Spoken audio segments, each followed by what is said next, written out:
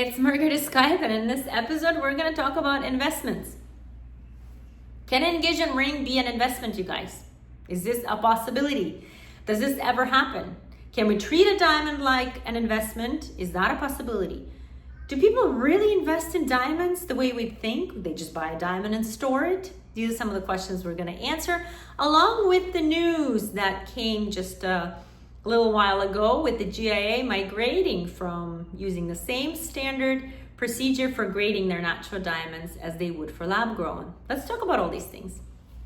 First of all, you're on Miami Jewels. If you do love this content, I make short videos, usually just answering regular questions or questions that I do get from you guys. I answer them every week. I think we have 3 to 4 videos a week that we come out with, and I hope you enjoy them. If you do, please subscribe. Okay, let's talk about an investment. I did make a video a while ago about engagement rings being an investment, but I just want to explain this because I had a lot of emails saying that, okay, but it does exist. And yes, while you guys are true, it can exist. You can have diamonds that are investment grade, but they have to be rare. For example, in white diamonds, the bigger the size is, the more rare it is. So if we're talking about 5 carats and up, I would say, especially if we're talking about higher grades like VVS and let's say internally flawless, just so that you know, internally flawless is top of the line, flawless diamond, nothing in it, no inclusions. Yes, they do exist, but they are scarce. So if you have a large diamond internally flawless, bam, that's a diamond that can be treated as investment because they're scarce and because it will go up in price no matter what, because there are always people, connoisseurs, people with large sums of money around the world that are looking for those type of stones. We get an email almost every month asking for something weird.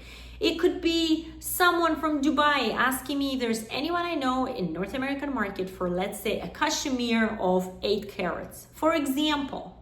This means that there are people out there looking for this type of stuff, and most of them are ready to pay a large amount of money, you guys. They are. So I just want you to understand, of course, there are people out there, of course, there are consumers out there that have large sums of money that they are ready to pay for internally flawless diamonds, for diamonds of large caliber. You know, we're talking about 8 carats, 10 carats, 12, 20 carats. There are diamonds that are like that. And you know this from DeBeers and all the auction houses that do get a lot of these sold and they post them. So they do exist. Those are the type of diamonds that can be treated as an investment diamond, of course, because they're scarce, because in the world there are not that many. For example, fancy red diamond. There's a handful of fancy red diamonds in the world. Fancy red diamond is the most rare diamond in the world. That is the rarest color of them all. So you have to understand, if you have the money to spend for a fancy red diamond, then my statement is true to the fact that yes, there are diamonds that can be treated as investments. But my previous videos where I said that diamond and engagement ring in the diamond should not be treated as an investment were referring to an average American family or an average North American family, you know, or even above average North American family, let's face it, that are not buying diamonds starting at $500,000, right? These are the type of diamonds that you're buying for yourself, for your girl, for your mother, whoever, that you're just enjoying the jewelry piece. You want to wear an engagement ring or it's a pendant or a ring. You shouldn't be treating them as investments. But of course, in reality, there are a lot of diamonds that are treated as investment diamonds, and they do exist. We sell investment diamonds all the time because one of my specialties is fancy color diamonds. I have come to learn fancy colored diamonds from my past for a very, very long time. So with fancy colored diamonds, there's some shades and some depths and some colors of fancy colored diamonds that is so rare that people are ready to pay a lot of money for it. Did you know that there are purple diamonds, for example, Argyle diamonds, that are selling for crazy amounts of money? You can sell a tiny little 15, 20, 30 pointer for over $15,000. So colored diamonds a lot of the times are treated as investment. Large diamonds are treated as investment. Flawless, internally flawless diamonds are treated as investments. And diamonds are a very high grade, let's say deep color VVS, especially in the larger carat weights, okay? Those are all investment diamonds. People buy them to, diversify their investments in general, whether it's real estate, diamonds, gold, whatever it is that they're investing in. They diversify. They buy a little bit of everything if they can, if they have the money power for it. So I do want you to understand that investment diamonds do occur, investment diamonds exist, but they are not the same as diamonds in engagement rings. So I wanted to differentiate the two and make you understand that, because after I made my last video, which I will link down below, and I talked about engagement rings in general, I had a lot of emails asking me, well, you said that doesn't exist, but yes, there are investment diamonds out there. And I didn't say they don't exist. I have explained that the average North American family that spends an average amount of money of their engagement ring from $5,000, let's say, to $20,000, which really is an average in North America. Then those diamonds and those engagement rings should not be treated as investments at all. They're just done for you to love, to wear, and to enjoy, really. Let's talk about what happened in the industry with the recent news of the GIA announcing that they are not going to grade the diamonds that are lab grown anymore the same way that they do the natural diamonds.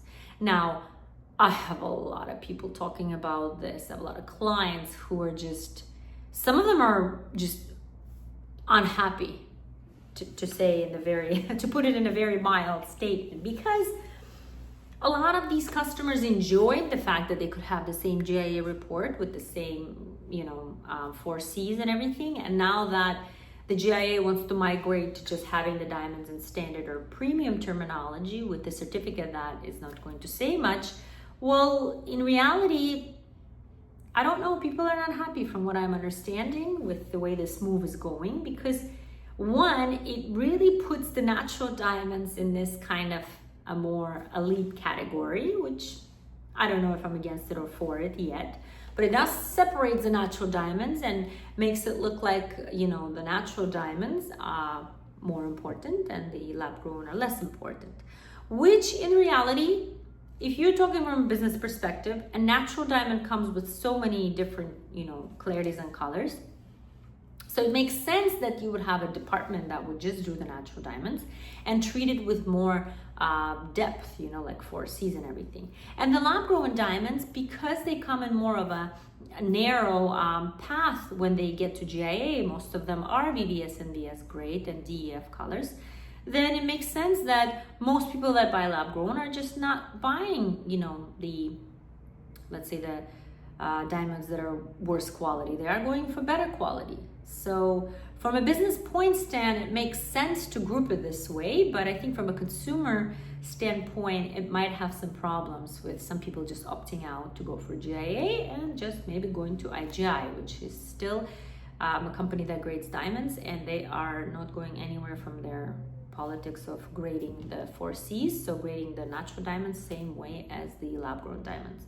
So in my opinion, we're just going to have that difference, and I just think that a lot of people will opt out to IGI as opposed to GIA in reality. However, if you're talking about from a perspective of a gemological laboratory, what is the big difference? You're getting a GIA report. GIA is one of the most, strict reports in the world when it comes to diamonds. Does it matter to you what terminology they use? So they use standard or premium, or they use the 4 Cs.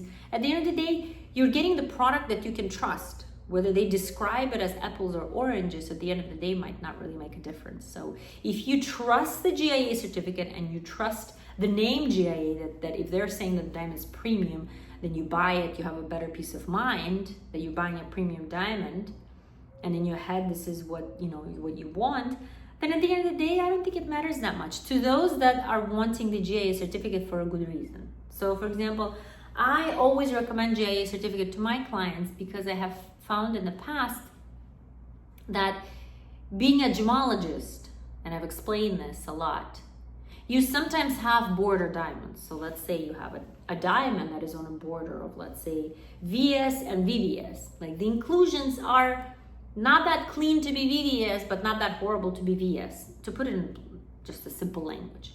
So there are some border stones that every gemologist out there have seen. There's not a single gemologist out there who is not going to tell me that that is not true. There are border stones with Si and I. There are border stones with different colors and clarities. They're called border stones for a reason, because they're on the border of being kind of both ways.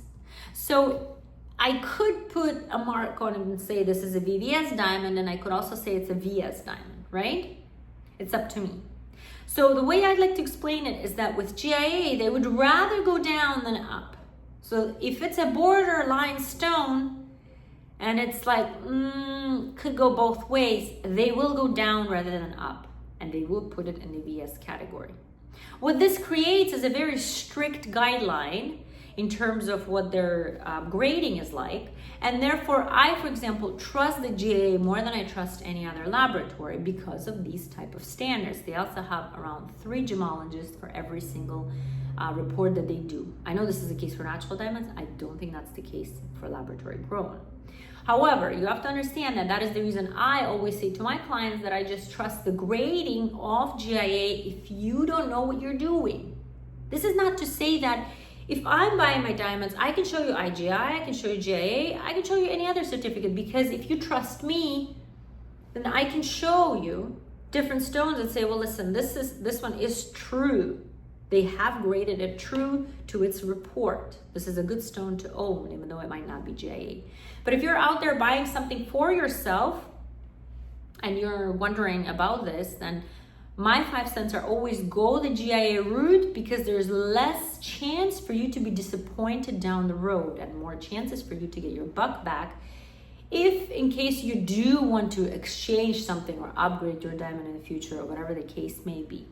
So that is the reason I vouch for GIA. So at the end of the day, to me, it doesn't matter if I'm vouching for GIA because of their strict guidelines. Then even if they do go to a new way of grading laboratory grown diamonds, whether it's standard, premium, whatever other terminology they use, then I would still vouch for them, because it's still the same people grading the diamonds. The fact that they decided to choose a different terminology for lab grown diamonds, well, it might not be a bad thing. We don't know yet, because we're still waiting for their guidelines as to what kind of grading they decided to do. All we know right now is that they're changing their ways, and they want to group them into 2 categories of standard and premium. But we shall see, and I'll make a video once I do find out those guidelines. This video was about investment diamonds and a little bit of the news happening in the market right now. I hope you enjoyed it. If you did, subscribe below. I'll see you in the next video.